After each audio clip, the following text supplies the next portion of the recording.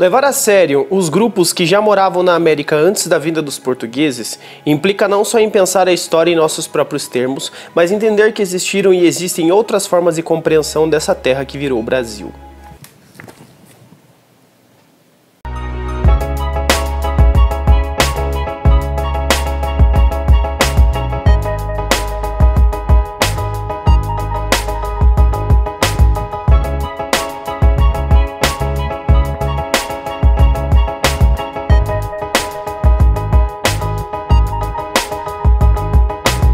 Por que raios Portugal resolveu sair do seu continente? Por que resolveu se voltar para fora da Europa justamente naquele período final do século XIV? Toda a Europa, no final da Idade Média, sofreu muito as consequências das grandes doenças, das grandes pestes que tiveram, como o caso da peste negra. E muitos países entraram também em crise política, porque muitos estavam se consolidando como nação ainda. Mas Portugal, ela suportou uma crise política, ela sobreviveu a momentos de guerra civil, começou a superar algumas questões relacionadas à ascensão do trono. E aí nessa manutenção de poder, nessa consolidação a partir do misto de independência e revolução que foi aquele momento ali, eles começaram então a se preocupar em procurar outros lugares e navegar em outros oceanos. Que já estava sendo feita por genoveses e venezianos, estavam começando a ter contato com os povos asiáticos, eles começavam a comprar especiarias, a comprar elementos, negociar ouro, e vão ser interesses também das navegações portuguesas. Nesse sentido, vai ser muito claro também a Portugal querer sair do continente, justamente pela posição geográfica, né, que o país está ali na costa do Oceano Atlântico, podendo atravessar para outras regiões do planeta, como a costa da África, por exemplo, que vai ser um local de exploração, principalmente ali no século XV todo, ali quando chegar nas Américas, quando vinha a questão do Tratado de Tordesilhas e tudo mais. Além disso, dá pra gente acrescentar ainda que era um interesse de classe em Portugal você explorar outros lugares. Eles estavam procurando agora conciliação entre classes e igreja dentro de Portugal. Então era uma busca por recuperação de prestígio dentro da nobreza portuguesa. Então, você cristianizar povos bárbaros, como era a ideia dele, ou explorar outras regiões, podia ser extremamente lucrativo, também considerando que havia tido uma grave crise financeira naquele período e seria muito interessante para o rei de Portugal que houvesse uma busca em outros lugares para conseguir lucro, para conseguir riqueza. E aí, dentro desse contexto, os comerciantes de Portugal vão começar assim a poder se voltar para fora do continente. Portugal, dentro do seu aspecto de inovações para a navegação, vão ter duas grandes contribuições que vão ajudar, que vai ser a invenção do astrolábio, um localizador a partir dos astros, das estrelas, e ainda você tinha a caravela. A caravela foi criada em 1441 e ela se caracterizava por ser um veículo mais veloz, para auxiliar a que você chegar mais perto da costa sem encalhar. Isso vai ser amplamente utilizado, principalmente na expedição cabralina, que vai chegar aqui no Brasil em 1500. Os portugueses, eles vão buscar basicamente especiarias e ouro. Então, quando eles vão começar a explorar outros lugares, eles vão começar a buscar ouro, porque a China usava para decorar os seus templos. Vai ter amplo contato então com esses povos asiáticos também durante esse período colonial ali, né? Vai ter um período ali que o Japão vai chamar entre 1540 e 1630 como o século cristão dentro da história deles. E as especiarias, que eram valiosíssimas. Por que especiarias eram tão caras, né? Todo mundo pergunta assim, por que existem temperos, por que existem tantas coisas e por que elas eram tão caras? Porque os modos de conservar alimentos na Europa naquele período, eles eram sal, usavam fumo, usavam café, e mesmo assim, mesmo conservando mais tempo a carne, ela ficava com gosto de podridão muito forte. Esse gosto de podridão que ficava na carne, os temperos ajudavam a esconder. Então a pimenta, por exemplo, que era utilizada, carne de gado ali, ela conseguia esconder ainda aquele gosto de podridão. Lembrando que ainda não tinha geladeira, não tinha nenhum modo de conservação de alimentos, era só os temperos. Utiliza-se como marco inicial, então, da colonização portuguesa em 1415, quando eles descobrem a ilha de Ceuta. Ceuta vai ser uma ilha que vai servir também, assim como outras ilhas de exploração, como laboratórios para poder explorar cana-de-açúcar, por exemplo. E aí, só em 1487 que Bartolomeu Dias vai descobrir o Cabo da Boa Esperança, vai encontrar a saída para o Oceano Índico, abaixo da África do Sul, e essa saída vai permitir, então, que Vasco da Gama tenha ido até o continente asiático, principalmente nas Índias das especiarias, que era muito importante para eles dentro desse contexto de firmação ou de negociação. Foi então a partir do século XV que começou os primeiros contatos com o continente africano. Foram construídas feitorias. Só em 1481 que eles constroem a Casa da Guiné, que é um local para ser trocado ouro, principalmente o ouro em pó, até chegar o momento que eles vão comercializar seres humanos. Exploração de povos africanos, no caso. E é a partir do comércio do ouro em pó, do marfim, que vai começar com as feitorias na Guiné, que depois eles vão começar a também a explorar algumas ilhas nessas regiões, estabelecendo daí as suas primeiras colônias no Oceano Atlântico, como Cabo Verde, Açores e a Ilha da Madeira, que vão ser também, como eu já disse, laboratórios para a exploração de cana-de-açúcar e também laboratórios de escravidão africana depois. Mas aí você me pergunta, mas e os índios? Cadê os índios nessa história toda? Os índios, galera, eles estavam bem tranquilos aqui no Brasil, sossegadões, ninguém estava incomodando eles, estavam lá vivendo a sua vida tranquilo há muito tempo já. E quando os portugueses chegam aqui em 1500, o que eles vão encontrar? Vão encontrar diversas populações bem parecidas, bem semelhantes, estão vivendo principalmente na costa brasileira, né, em todo o desenho da costa, e principalmente nas bacias ali dos rios Paraná e Paraguai. Então a gente vai ter, em sua maioria, culturas tupi-guarani. No geral, elas nas características gerais, elas são bem homogêneas. Culturas essas que já teriam tido contato com os povos andinos, os povos incas, por exemplo, teriam tido contato, então não eram civilizações que estavam ilhadas, mas que tinham características bem diferentes das grandes civilizações que existiam na América no período. Então, baseado nas matrizes linguísticas, a gente pode dizer então que temos os tapuias e os tupis-guaranis. Os tapuias, eles eram a designação generalizada que os tupi-guarani usavam para dizer quem não falava a língua deles, que eram povos de outras línguas. Como, por exemplo, os goitacazes, os aimorés, os tremembés, são tribos que não são tupis, são consideradas tribos tapuia. E se a gente pensar, por exemplo, no sul do Brasil, temos aqui guaranis, xoclens e caigangues que têm a mesma origem tupi-guarani. Elas têm, então, uma origem muito mais próxima dos povos vindos aqui do sul, do Paraguai, e vão ter mais relação com esses povos que habitavam o litoral. Então a costa era da seguinte maneira, ela era toda composta por tupis guaranis, mas tinham pequenas interrupções, pequenos povos que eram tapuias, que estavam no meio e também rivalizavam com essas outras tribos. Mas o que é complicado a gente pensar quando se trata dos indígenas é que existem muitos conflitos de fontes. Então a gente se baseia muito no que foi escrito, por exemplo, por padres jesuítas. Então você não tem muitas fontes escritas feitas por indígenas. Muitas vezes você tem visões e visões sendo impressas nos escritos. Exemplo, os aimorés. Os aimorés eram uma tribo que era conhecida pela sua força militar. E esses aimorés, eles resistiam bravamente, resistiam muito à exploração portuguesa. Então, quando haviam descrições sobre povos indígenas, muitas descrições colocavam a maioria dos povos que viviam em casas como homens, enquanto que os aimorés era colocado que eles viviam como selvagens na floresta. Então, tem uma tendência nessa visão. Quando em 1570 há a proibição da escravidão indígena, acontece que essa proibição não vai englobar os aimorés, justamente por eles terem conflitos com os portugueses. Então, no geral, os grupos tupis tinham características nômades. Significava, então, que eles poderiam se locomover, modificar de lugar temporariamente ou definitivamente, dependendo dos recursos que eles tinham. Então, eles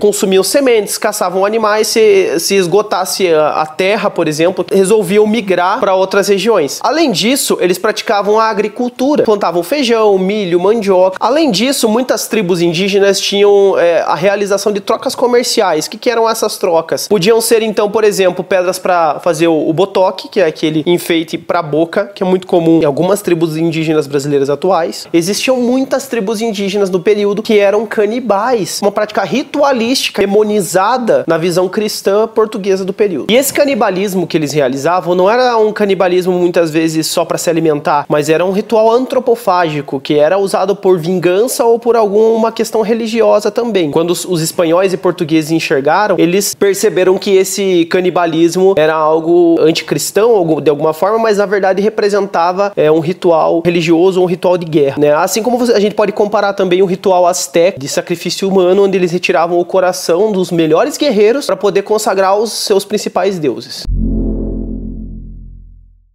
Sobre Cabral e a sua chegada no litoral brasileiro, ela foi construída na nossa história como um mito de origem. Ele vai ser designado como a chegada da civilidade europeia, como a vinda do progresso, com a missa católica, sendo comemorado no dia 22 de abril. Essa visão, construída a partir do progresso europeu branco, ela não é bem assim. O historiador Boris Fausto, por exemplo, ele coloca na História Concisa do Brasil que a chegada dos portugueses aqui seria algo como uma catástrofe, perigoso e ruim para os indígenas, e muitos deles viram como tal. ocidental. Muito embora eles receberam os portugueses como se eles fossem mais um entre tantos outros, aquele âmbito de vivência deles. O indígena olhou para o homem branco com certo respeito, como se fosse um outro povo, enquanto que o português que veio para cá, o espanhol que veio também, falando no contexto latino-americano como um todo, ele vai vir já com a impressão, com a ideia de que ele tem que dominar com um olhar civilizatório, com um olhar de superioridade, de trazer o progresso, de trazer o conhecimento, trazer a civilidade, vestir roupas, ensinar o cristianismo. E isso acabou por se tornar uma guerra que é uma constante em todos os 500 anos de história do Brasil. A ideia de salvar o índio com civilidade, para salvar ele com trazer o cristianismo, o conhecimento católico, de que o índio é inferior, de que o índio é selvagem, de que o modo de vida dele é ruim, isso é uma visão que a gente pode chamar de etnocêntrica, ou seja, a nossa forma, que é muito mais próxima dos colonizadores do que da descendentes indígenas, ela seja superior, ela seja melhor, ela tenha mais qualidade, e a gente não enxerga que na verdade são maneiras diferentes de entender a mesma coisa. Se a gente analisar friamente, o próprio termo descobrimento é problemático, porque como eles vão descobrir uma terra que já estava aqui, que já existiam populações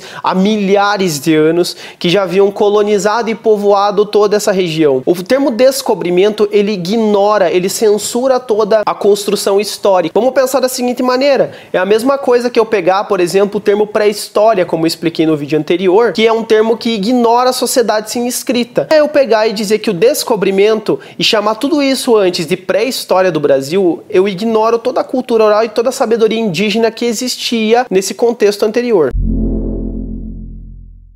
Podemos dizer então que todos esses 500 anos de Brasil, todos esses 500 anos de existência, pode dizer que houve um chamado genocídio indígena. O que é esse genocídio? Você destrói toda a cultura, destrói toda a história, você elimina, você reduz, você acaba com todos os elementos que existiam dos povos originários, os povos que já existiam aqui. Constrói estereótipos, assim como a gente representa, e muitas vezes foi construído a partir do dia 19 de abril, que é o dia do índio. Você reduz eles a algo que também faz parte, mas que não tem protagonismo. Os nossos livros didáticos denunciam isso. A gente vê muito mais evidenciado as nossas raízes europeias e exclui as raízes culturais indígenas que a gente tem na nossa sociedade. Além disso, a tentativa de escravizar os indígenas, que resistiram bravamente, na sua continuidade, ela não acabou porque começou a escravidão africana, muito pelo contrário, ela durou até o início do século XX e ela continua ilegalmente depois. A gente tem várias histórias e vários relatos históricos que mostram tentativas de reducionismo, que as expedições dos sertanistas, como afirma o Ailton Krenak numa entrevista para o Diplomatique Brasil, vou deixar aqui na descrição para vocês acompanharem, ele coloca que esses sertanistas vieram como salvadores ali no início do século XX, mas na verdade muitos deles estavam buscando a inserção desses grupos indígenas na sociedade brasileira. E até hoje se busca isso, se excluindo as suas raízes culturais, reduzindo a eles, por exemplo,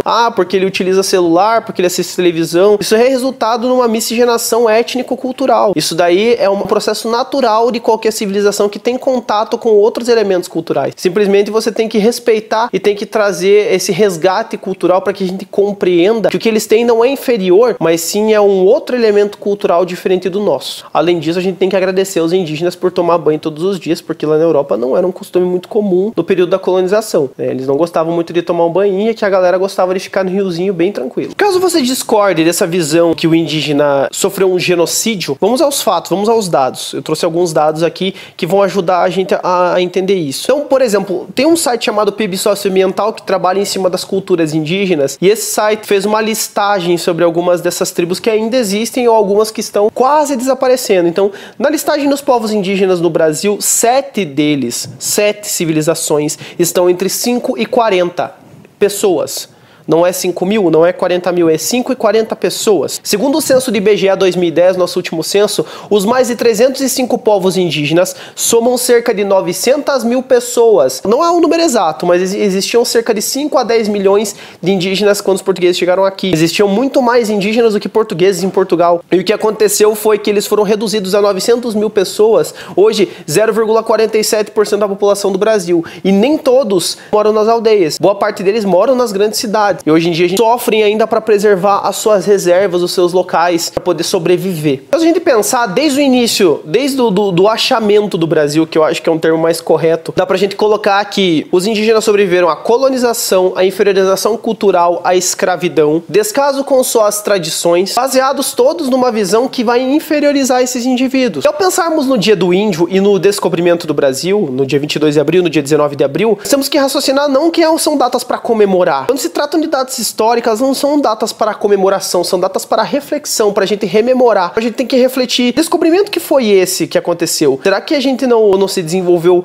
a partir de um pensamento colonial que ignora nossas próprias raízes culturais e prefere muitas vezes olhar para outros lados? A gente tem uma formação histórica brasileira rica. Por que afinal de contas a gente gosta tanto do que acontece lá na Europa? É esse legado de inferiorização que transformou, por exemplo, o indígena em fantasia de carnaval. E não enxerga seu papel de povo originário e reduz ele de forma abrupta, de forma violenta. A gente pode pensar que essa distorção que acontece na construção da memória, ela pode nos mostrar, se a gente raciocinar corretamente, que faz parte de uma formação de um país que foi descoberto, mas que nunca precisou ser achado.